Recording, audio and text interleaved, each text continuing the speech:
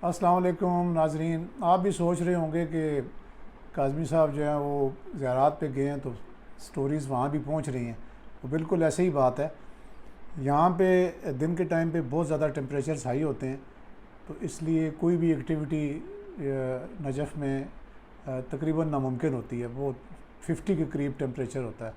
तो जो भी हमने ज़ियारत वगैरह करनी होती हैं वो सनसेट के बाद करते हैं। अच्छा, तो आज जो है आपसे यहाँ से मुखातिब होने का जो एक मकसद है, कल सोशल मीडिया में एक पुलिस की जो रपट है, जो इस वक्त आप स्क्रीन पे भी देख रहे होंगे, ये MPA हैं नईम चौधरी नईम, इनकी तरफ से एक रिपोर्ट दर्ज कराई जाती है थाना चौंतरा में कि जी 15 पे फ़लाँ चौधरी नईम ने नोट कराया है कि CCD अलकारान, SP बीनश, SHO मोहसिन और नामालूम 30 अशख़ास उन्होंने भी मेरे यूनिफॉर्म में बलबूस थे और 15 अशख़ास सिविल परचात में थे, हमारे घर रेड किया है।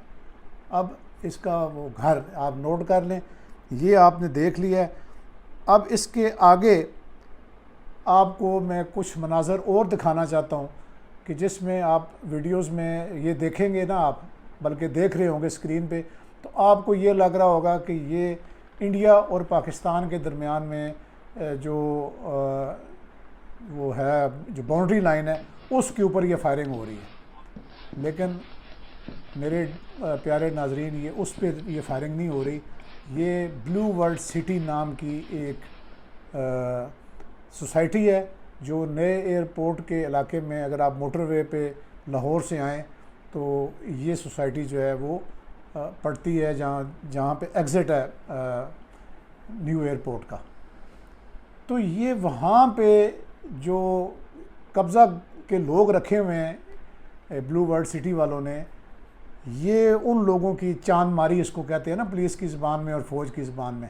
तो ये आप देखें कि कितनी ख़तरनाक और कितने बड़े हथियारों की, हैवी हथियारों की ये यानी इतना वेपन है वहाँ पे। अब ये स्टोरी जो है ना, यहाँ से ये शुरू होती है और इसके बाद क्या होता है कि जी ये जो रपट है, ये CCD पुलिस क्यों वहाँ पे गई, जिसका इसने वावेला किया है कि जी मेरे ज़ेवरात भी उठा के ले गए और ये किया। अब इसके ड्रामे देखें इस शख्स के। पहले इसका प्रोफाइल मैं आपको बताता हूँ और इसका ब्लू वर्ल्ड सिटी से क्या ताल्लुक़ है। ये ब्लू वर्ल्ड सिटी का मालकान में से ये है चौधरी नईम, और ये ख़ुद भी 2021 का चालान याफ्ता है। अब ये तस्वीर इसकी देखें, ये लगता है कहीं से कि ये MPA है। ये क्रिमिनल लोगों को ये मुस्लिम लीग नून और ये PTI और ये पीपल्स पार्टी, इन लोगों को टिकट देती है और इन लोगों को ऐवानों में बेचती है, अक्सरियत को, मैं सबका नहीं कह रहा।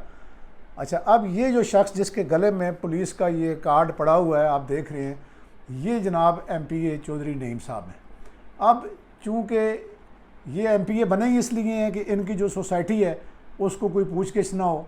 वो एक मैं ज़िक्र करूँगा आगे चल के कि ये CM पंजाब से मुलाकात में इन्होंने क्या फरमाइश की, बाकी लोगों ने, बाकी MPAs ने क्या कहा और इन्होंने क्या कहा।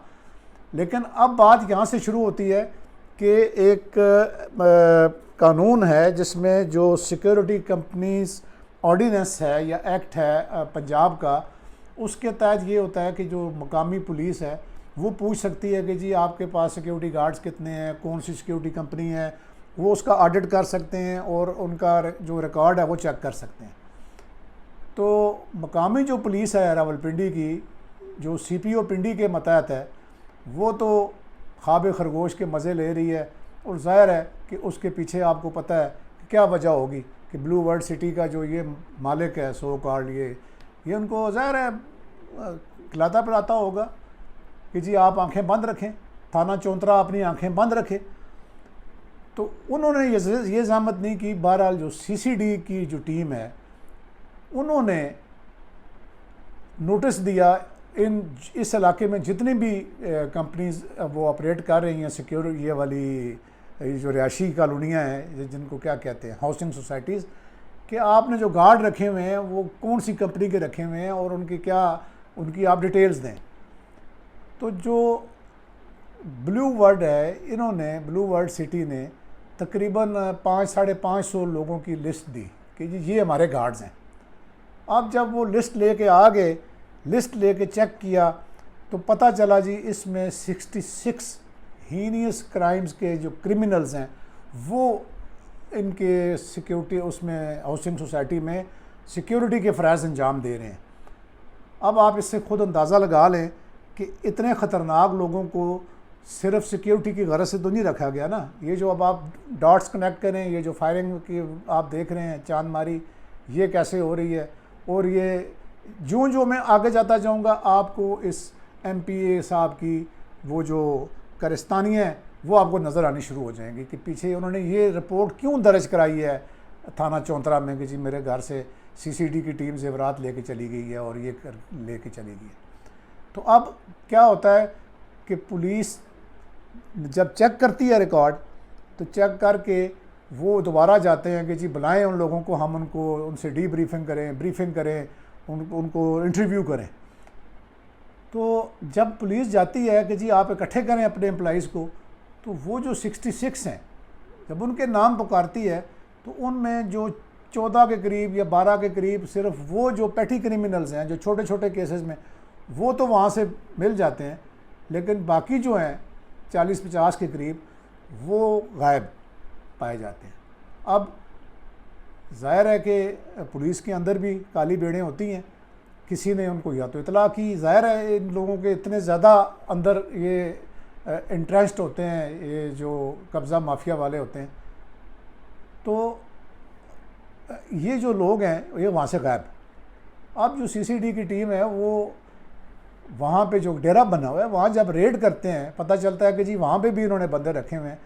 और इससे पहले तो एक जो लड़का है जिसका नाम है अरशमान, उसको जब इंटरव्यू करते हैं तो वो एक बिल्कुल एक जिसे कहते हैं ना गूज बम्स खड़ी करने वाली जो स्टोरी है वो सुनाता है।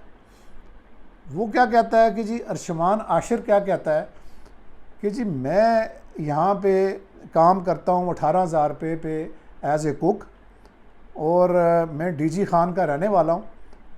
तो होता ये है कि मैं जो ही यहाँ पे आके कुक मुलाजिम जो मैं शुरू करता हूँ मुलाजमत, तो उसके दौरान DG खान की पुलिस आके यहाँ से एक इमरान नाम के जो इश्तिहारी है उसको यहाँ से गिरफ़्तार कर लेती है। तो ये जो लोग हैं ये समझते हैं कि ये मैं भी DG खान का हूँ, तो ये लोग मेरे ऊपर शक करते हैं कि मैं जो है मैंने ये बुखरी की है। तो कहता है कि मैं डर के शायद भाग जाता हूँ। ये पीछे जाते हैं, ये जो नईम एजाज साहब के जो लोग हैं जो इन्होंने वहाँ डेरा बनाया हुआ है और उस डेरे के जो मालिक का नाम वहीद है, तो ये जो लोग हैं ये पीछे DG खान आके इसको वहाँ से उठा के इधर पिंडी में लेके आते हैं और उसके बाप को भी उनको जलाया जाता है, सिगरेट लगाए जाते हैं और यानी उनकी जो बेहुदा किस्म की तस्वीर और वीडियोस बनाई जाती हैं ब्लैकमेल करने के लिए।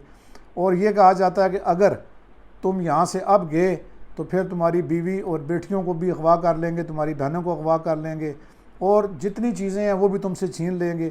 और इस बच्चे को उन्होंने 3 महीने से गैर कानूनी बग़ैर तनख्वाह के जबरन अपनी क़ैद में इस ब्लैकमेलिंग की वजह से रखा होता है। तो इसके लिए तो CCD जो है वो एक फ़रिश्ता बन के जाती है और इसको वहाँ से आज़ाद करती है। और अब इसके बयान पर ये जितने इल्ज़ामात उसने लगाए हैं इन लोगों के ऊपर, CCD जो है वो उन पे कार्रवाई कर रही है और उन मुलज़मों को ढूंढ रही है। जब उन मुलज़मों को ढूंढने के लिए इस डेरे पे जाते हैं जो कि वहाँ के एक वीरान इलाके में एक डेरा रखा हुआ है कि जिसमें जो बदमाश हैं और जो यही क्रिमिनल्स जो है उन्होंने वो रखे होते हैं, वो तो वहाँ से भाग जाते हैं। लेकिन MPA साहब जो हैं वो उन मुलज़मों को पेश करने से बिल्कुल यानी लहतो लाल से काम लेते हैं और उल्टा पुलिस के ख़िलाफ़ जो है वो एक तरह का केस बनाने की बिल्ड करने की कोशिश करते हैं कि पुलिस ने CCD ने उसके घर पे रेड किया, जैसे कि उसकी चादर ये वहाँ पे ना रहता है ना इसका ये वहाँ पे डेरा है। ये डेरा है वहाँ पे उन बदमाशों को रखने का जो उस वहीद नामी गुंडे ने। और अब वहीद का रिकॉर्ड आप देखें, मैं देखता हूँ कि प्रोड्यूसर साहब से कहूँ कि वो आपको दिखा सकें कि मुकदमात की एक लंबी फहरिस्त है कि ये जो वहीद है ये अब मोस्ट वांटेड है। अब सीसीडी की जो टीमें हैं वो इसको और बाकी क्रिमिनल्स को तलाश कर रही हैं। ये एक डेवलपिंग स्टोरी है। जो जो इसकी मालूमात मुझे मिलती रहेंगी, मैं आपको उनका बैकग्राउंड और इस सारे जो इंसिडेंट है इसमें जो बाकी किरदार हैं उनके बारे में बताता रहूँगा। उम्मीद है कि आपको वीडियो पसंद आई होगी। अब तक इतना ही। अल्लाह हाफ़िज़।